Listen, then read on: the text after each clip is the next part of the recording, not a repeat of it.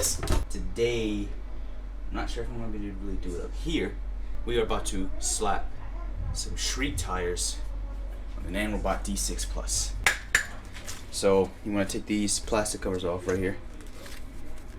I know that much at least. Okay, so after struggling a crap ton, because this drill is extremely strong, I didn't want to like just push it and make it strip anything. So what I did is, I'm not sure I'm going to do it for the back. I might just have to stand it up normally. But what I did for this, I put it on the floor, as you can tell, obviously.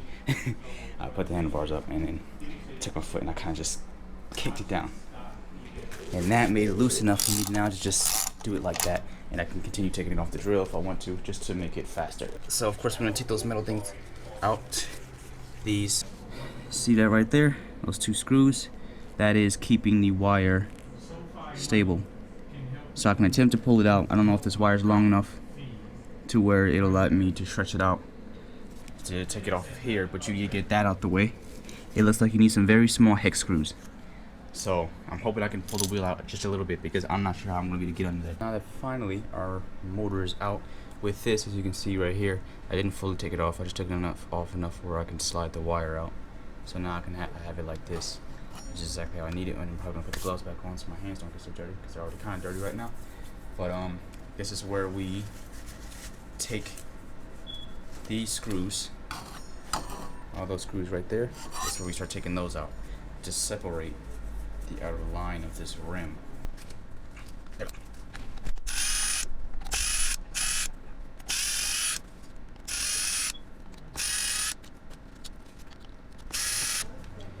Alright, and there we go. I just failed to separate. There's your wheel. There's your motor. Alright, now that's the way it's supposed to be. Inner tube faces this way, so the rail line's to your left, while the inner tube to your right, because that's supposed to go in like that, and you screw this back on this way, and that little inner tube goes through that little hole right there. So that's the way it's supposed to go. Now when I want to put the wheel back on, and it's supposed to go on the flat way. Just trying to put these back on. I'm just going to leave these loose because I still have to the front wheel. So that's how you change the wheel. It's the same thing with the front, the exact same thing. I guess just opposite sides. So with this part of putting the wheel on, I don't have to record that anymore. I don't feel like it. I already just want to get this done. I'm kind of tired of having to turn this camera on and off and on and off. And I mean, it's not really in the way, but in a way I guess it's in the way. And it probably doesn't make sense, but yeah. But that's how you put the wheel on. I guess we can get a decent little side look of it, maybe. It looks good.